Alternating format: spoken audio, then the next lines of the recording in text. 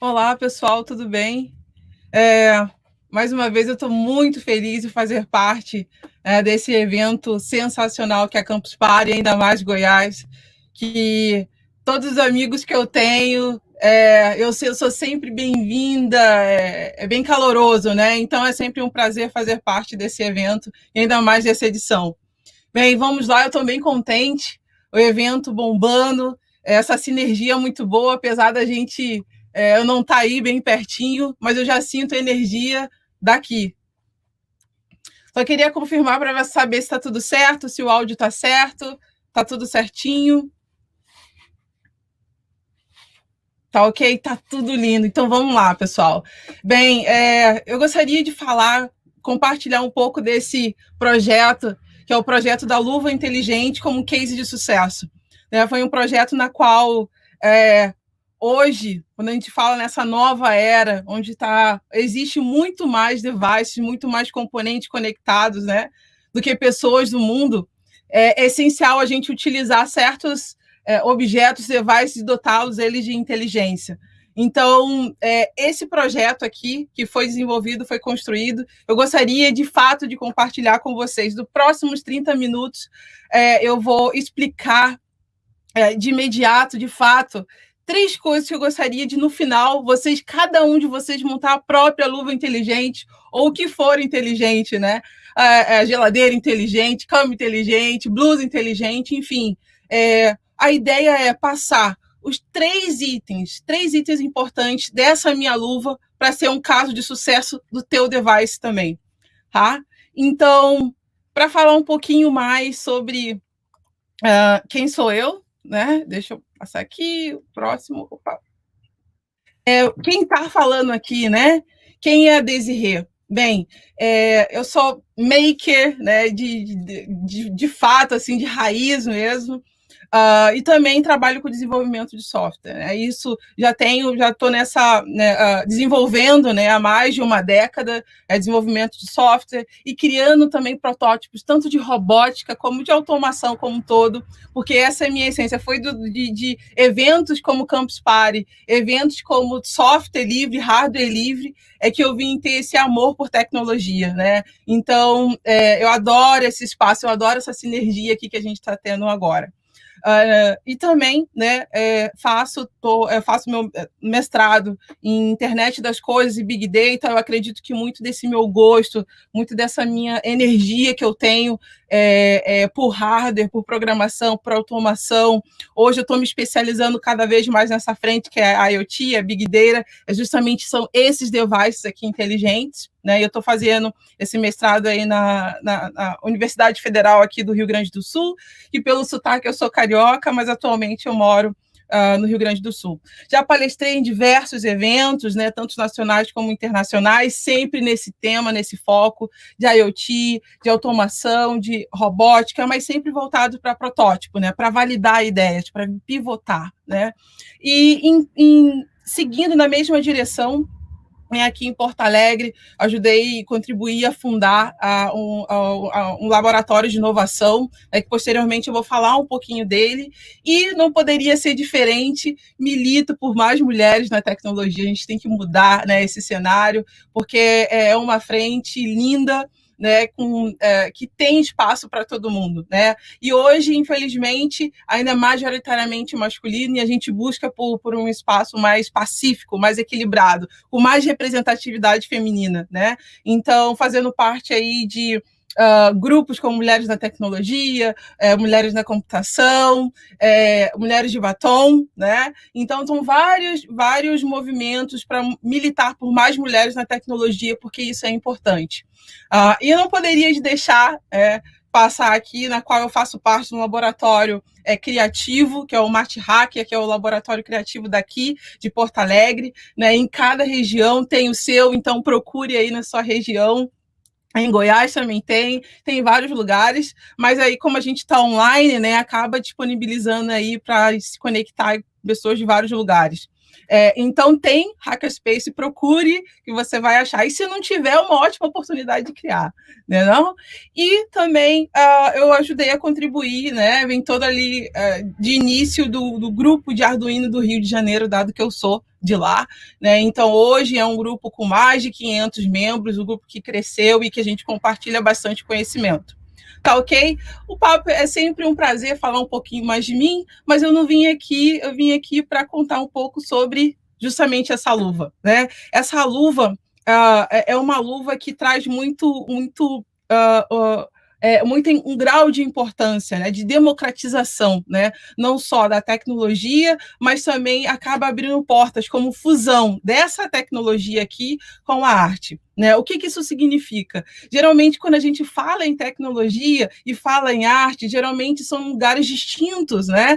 Eles vivem em mundos paralelos. Mas muito dessa ideia aqui é para, enfim, ter essa fusão, a fusão da tecnologia, da arte, isso tudo em prol da inclusão. Né? É visível que hoje, quando a gente fala em ambientes, como, por exemplo, o museu, é um ambiente muito visual, né? Mas, por acaso, vocês já pensaram em pessoas que não conseguem enxergar, ou seja, tem completa... ou seja, são pessoas que com baixa visão, ou então que não conseguem enxergar completamente nada, né? São pessoas cegas. E aí, como é que fica essas pessoas nesses ambientes onde é completamente visual? Né? Como é que a gente pode tornar esses ambientes mais inclusivos? Se a gente quer um mundo diferente, um mundo onde a gente, de fato, democrático, por que para uns tem acesso e para outros não? Né? Então, eu acredito que se a gente tem um conhecimento, se a gente tem essa tecnologia em mãos, por que não utilizar o que a gente gosta de fazer para mudar, para justamente mudar, virar a chave para um lugar, para um mundo melhor?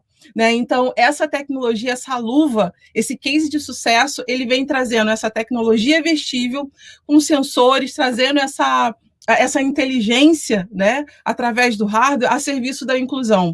E com isso a gente muda esse mundo, né? Cada um fazendo um pouquinho ali o seu papel, a gente consegue se mudar, e essa luva veio com esse propósito, de mudar e deixar esses espaços cada vez mais que são visíveis, mais inclusivos, né? E a tecnologia, de fato, chegar onde não chega, onde se existe ainda uma barreira, né? Então, esse projeto é justamente isso, tem essa essência. E eu fico muito feliz de hoje estar aqui podendo compartilhar com vocês, né? Quem sabe, no final dessa apresentação, e é isso aqui que eu espero, que cada um pense num projeto onde não só você consiga montar o seu robô, né, utilizando o Arduino, utilizando os componentes atuadores ou sensores como um todo, mas que seja um projeto também onde você mude e impacte a realidade das outras pessoas, né? Então, eu faço esse convite para que quando vocês montem os seus projetos, para que pense também nessa inclusão. E vamos mudar esse mundão de meu Deus, porque é isso aí que a gente mais quer. Né?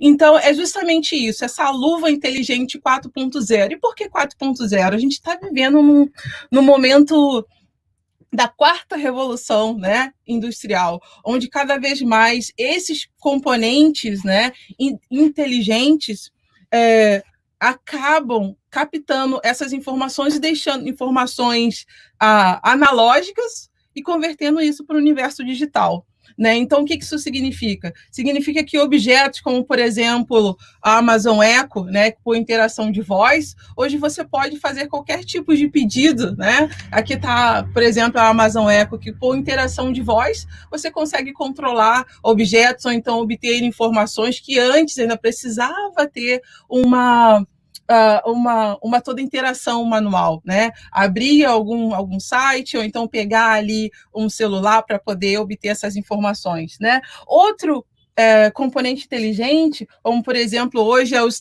termostatos, né? Não é só o fato de desligar ou ligar, né, ou aquecer ou esfriar o seu ambiente. Esse termostato aqui, ele a princípio, ele aprende, né, tem a parte do learning, que aí vem trazendo muito a questão do IoT, né, ele não só faz a função dele de estar automatizado para esfriar ou esquentar, mas ele vem aprendendo dia após dia o quão a Desirê, o quão o seu Paulo, o quão a Maria, o quão a Bianca, né, gosta não é da temperatura para aquele determinado horário, para aquele determinado dia, naquelas condições, e ele vai aprendendo, até chegar um tempo que você não precisa ir lá e ir ajustando, porque ele já sabe o teu gosto naquela hora, com aquelas condições, né? Então, todos esses objetos do 4.0, da indústria, da Revolução Industrial 4.0, vem cada vez mais ficando presente no nosso dia a dia, né? E a luva, ela está nesse processo também. Ela se encontra hoje na versão 1.0, né? E a gente está querendo aí da versão 2.0, e a gente está trabalhando nessa fase de trazer o learning, né? De adicionar aqui uma inteligência artificial nessa luva, tá? Nos próximos minutos eu vou falar como a gente desenvolveu, falar do hardware, falar do processo para você criar o teu projeto também, utilizando algumas metodologias para garantir esse sucesso no final, né? Então, eu gostaria de começar falando, tá, como é que nasceu essa ideia da luva? Nasceu assim por acaso? Não foi bem assim, né? Essa ideia, esse problema, essa questão da luva, até a gente chegar nessa ideia aqui, foram vários ciclos. E que nasceu aí com o artista Leonora Rosenfield, né? Ela é uma artista plástica fantástica, né? Pinta vários quadros lindíssimos, e ela chegou até a gente, né, fazendo parte, né, da empresa ThoughtWorks, né, que eu sou consultora de desenvolvimento lá na ThoughtWorks. Então, essa artista, ela veio pintando vários quadros, né? Ela veio pintando vários quadros e ela chegou trazendo que, olha, eu venho passando de exposição por exposição e até o momento eu percebo que só um público em específico que tem acesso a essas minhas obras, né? E isso não é justo. Então ela ficou com esse mindset, né? Essa ideia de o que pode se fazer, o que pode se fazer. Até então ela teve uma ideia, tá, peraí, está faltando alguma coisa. E as pessoas que não conseguem, de fato, enxergar, né? Não conseguem, de fato, ver, ter alguma deficiência visual, sendo ela de baixa visão ou até aquelas mais severas críticas que não conseguem enxergar absolutamente nada. Né? Então, ela veio, né, com esse problema muito interessante, né, para poder resolver, sem ter uma solução de imediato, mas ela pensou na ThoughtWorks como parceira para poder a gente, em conjunto, pensar em uma proposta para solucionar esse caso. E aí, a gente fazendo uma pesquisa, quando a gente fala em deficiência visual no mundo, é importante a gente ter uma noção, né? Porque muito da quantidade de pessoas com algum tipo de deficiência visual, sendo aquelas pessoas só com óculos já consegue resolver, né? E tem aquelas pessoas que realmente não enxergam absolutamente nada. Então tem um range aí, um limite, né? Tem uma variação, né, de possibilidades, até as pessoas que enxergam, até aquelas pessoas que não conseguem enxergar absolutamente nada. E aí, com isso, tem uma pesquisa que traz que pessoas aqui pessoas por ano, né? Então, foi através dessa pesquisa, foi criado todo um resultado, né, sobre isso, no seguinte, que em 2010, em torno de 36 milhões de pessoas têm algum tipo de deficiência visual no mundo, tá? Aqui eu estou falando na escala mundial. Isso, 36 milhões, tá? Em 2010. Esse ano, né, a previsão, a princípio, era de 38,5 milhões, tá? Eu estou falando na casa de milhões. E para 2050, a previsão é de 115 milhões de pessoas com algum tipo de deficiência visual no mundo. Tá? Então, não é só 1.000, 2.000, ou uma, ou 3, ou 4 pessoas, é muita gente. Então, todo aquele grupo de pessoas que a Leonora, né, essa artista, identificou que está sendo excluído, aqui acaba ficando mais visível o número de pessoas que realmente a gente vai impactar, trazendo uma solução na qual a gente deixe mais democrático, né? Então, essa estatística é importante. E vale intensificar, se vocês quiserem também fazer muito mais essa pesquisa, tem uma base de dados que é chamada de Global Visual Data. Tá? É uma base de dados onde disponibiliza dados abertos, tá? De vários países.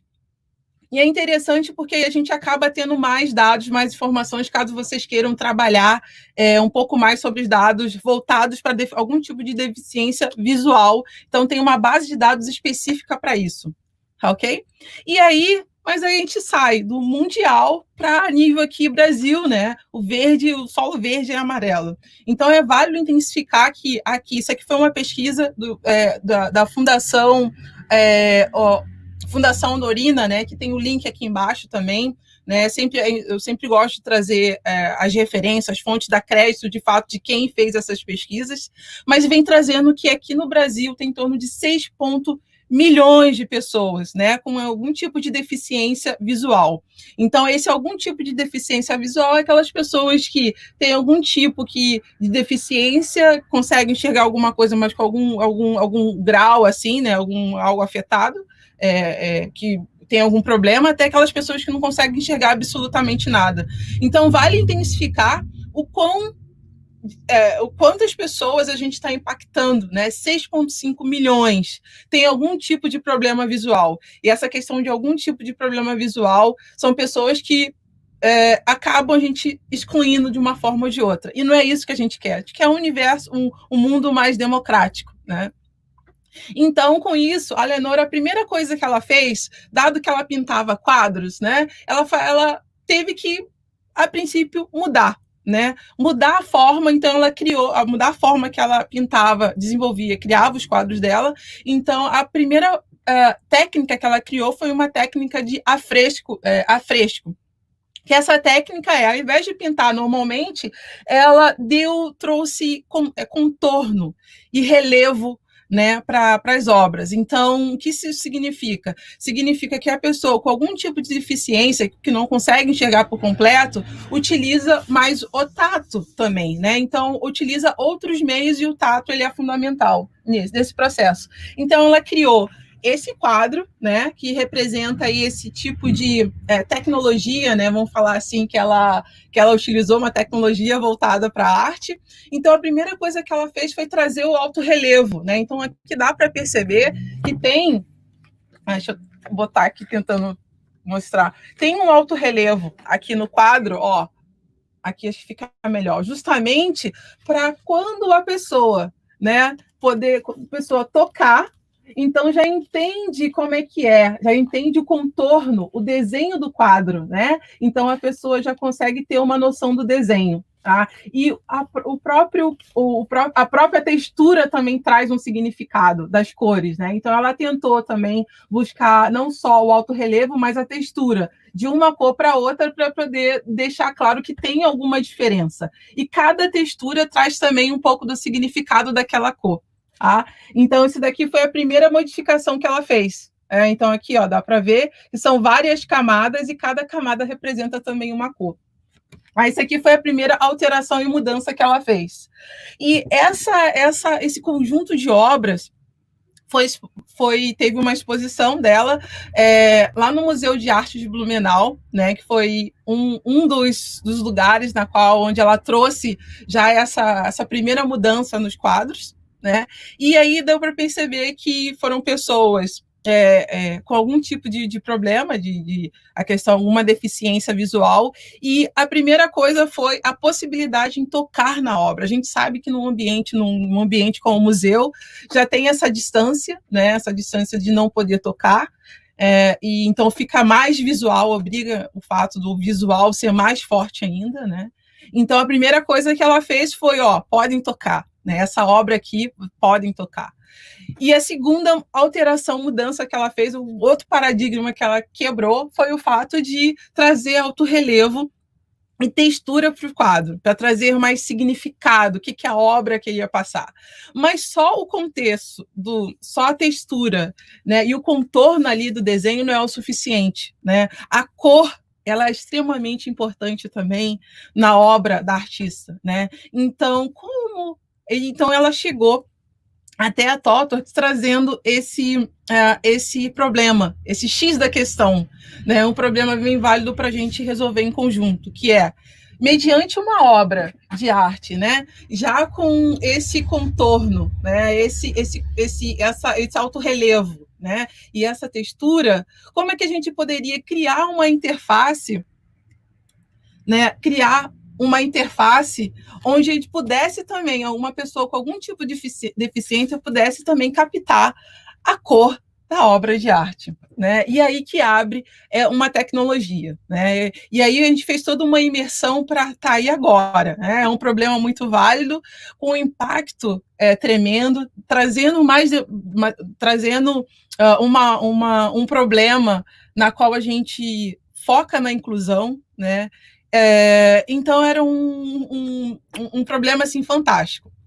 Eu vou trazer aqui algumas fases, né, do projeto. Então, um ponto de metodologia que eu venho trazendo para vocês aqui como um case de sucesso é a gente também pensar em como que a gente pode criar, né, um protótipo na qual a gente está trazendo para um público que provavelmente pode ser que não seja tão fácil a gente ter uma empatia, entender os problemas na qual esse público vem passando. Então, é importante a gente ter uma metodologia para se ter um sucesso, a porcentagem de sucesso no final, tá? Então, tem 4 etapas: a ideação, a validar a hipótese, a experiência do usuário e, no final, obter essas investigações aí dos testes qualitativos, ou seja, obter esse resultado e trabalhar nele. Tá?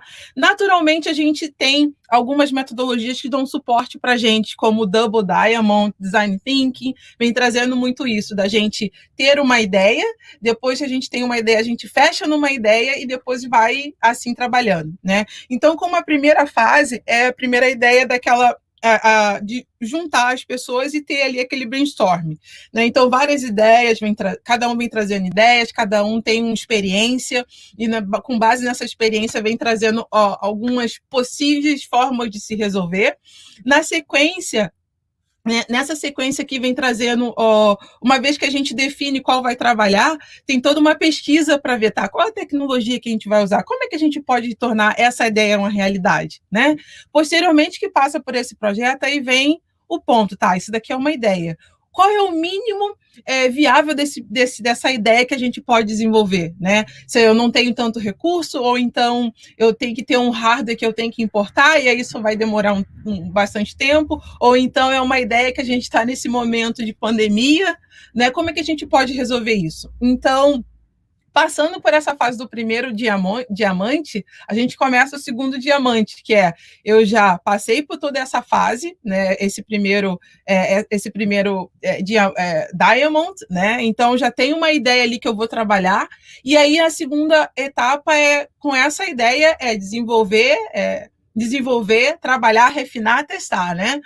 Desenvolver, ter essa ideia, desenvolver e testar e refinar, né? Então a gente fica nesse ciclo constante. Contudo, quando a gente fala em um projeto de inovação, nem sempre está tão visível como tem que ser. E aí que entra o desafio, né?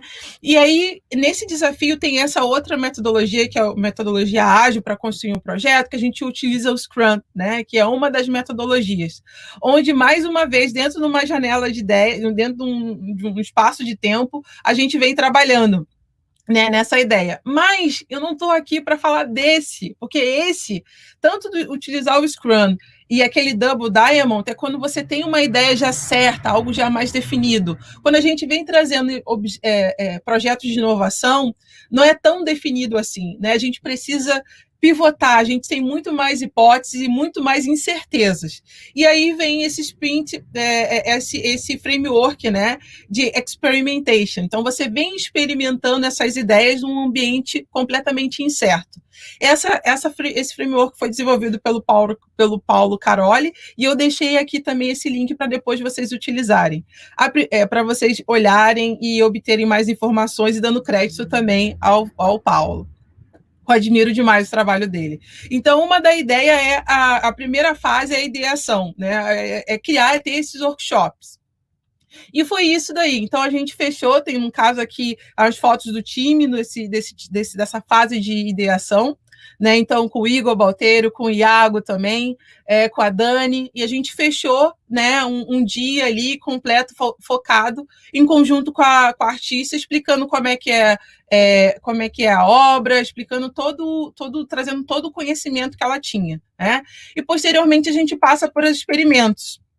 Então, uma vez que ela vem trazendo todas essas ideias, o objetivo é a gente fazer essa imersão. Então, ela explicou tudo, como é que ela faz, como é que ela monta o quadro, vem trazendo tudo. Então, um grande ponto aqui é experimentar, né? Experiment, né? Então, a gente divide ali aquela ideia por esses experimentos por semana, né? Então, para cada um desse ciclo significa um tempo aí de 2 semanas, mais ou menos, onde o time escolhe para cada semana qual experimento que vai fazer, né? Qual experimento que vai focar. Então, nesses experimentos, a gente vem trazendo um board de validação, onde o time coloca, de fato, quais são as hipóteses, né? Monta também quais são os aprendizados ao longo daquela semana e o que eles estão pivotando e vai anotando isso no quadro. Com base, depois de um mês pivotando, testando, a ideia é que no final a gente tenha uma ideia, uma grande ideia, depois de experimentar por várias semanas, várias ideias. Então, para cada semana era uma ideia, no final de um mês a gente tem várias ideias, né? Vários experimentos. Com isso, a gente tem já um passo a passo muito mais definido, né? E aí foi nesse final aí, ao longo de um mês, a gente veio trabalhando por várias hipóteses, passando por várias ideias, até a gente chegar nessa luva, né? De resolver, de trazer essa interface como uma tecnologia vestível. Então, como é que é esse projeto? Esse projeto é uma luva, né? Aqui, essa luva, na qual tem um LilyPad aqui. Um LilyPad é um Arduino, né? Então, a gente está falando em computação física, só que voltado para roupas, para a área vestível. E tem vários modelos aqui, né, de LilyPad, né? Então, para cada esse aqui é um modelo específico, né? Então, tem várias plaquinhas aqui que você utiliza, e cada uma delas tem uma interface, uma forma de se conectar e de trabalhar, tá? E para isso, né, para poder juntar essa placa aqui, né, com um sensor de cor que está aqui na ponta, eu utilizei linha, né? E essa linha é uma linha que conduz energia, né? Então, são todos equipamentos muito bem mais voltados, né, para construir projetos vestíveis, né? Então, a gente utilizou aqui o LilyPad, utilizou o LilyPad, que esse LilyPad está conectado com um sensor de cor. Esse sensor de cor aqui na ponta, ele capta as cores na qual ele está sendo direcionado, né, para um lugar específico, manda a cor RGB para a placa, e a placa tem todo um código na qual tem todo um código que foi escrito em C++ para poder fazer essa ligação, né, de qual é a cor RGB e emitir um som que remete àquele som da cor que é onde a pessoa está passando a mão. Então, quando eu passo, né, então tem esse sensor, quando eu passo aqui na cor, automaticamente o som, ele emite um som demonstrando, né, um som que remete àquela cor onde a pessoa está passando a mão, né? Então, foi assim que a gente conseguiu criar essa interface, essa luva vestível, criar uma interface onde, juntando com o quadro, já com essa tecnologia de alto relevo e dando valor ali o contexto, junto com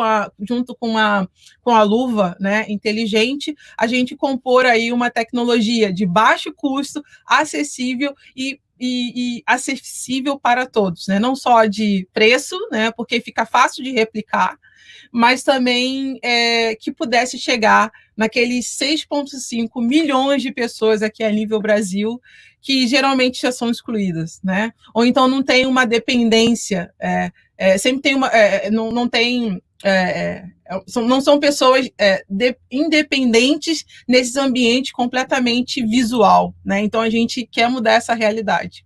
Então esse projeto ele foi exposto no Centro Cultural aqui de Porto Alegre, Érico Veríssimo, no centro de Porto Alegre, e foi um projeto com acesso, assim, várias pessoas, né? Várias pessoas tendo acesso a esse projeto, desde criança até pessoas de mais idade. Mais uma vez, Aqui tem um contato, né? Eu só tenho mais um minutinho. O contato para se vocês quiserem entrar em contato. Aqui é sempre Desissante, então Twitter, Facebook, em todas as redes sociais é só procurar por Desissante que vai me encontrar. E esse aqui também é o meu site. Tá? Mais uma vez, Campus Party, muito obrigada a todo mundo que escutou e acompanhou um pouco aí, compartilhando um pouco desse projeto aqui da Luva, e eu espero que eu tenha plantado uma sementinha para que vocês realmente construam também projetos que tenha inclusão como core. Mais uma vez, muito obrigada. Tchau.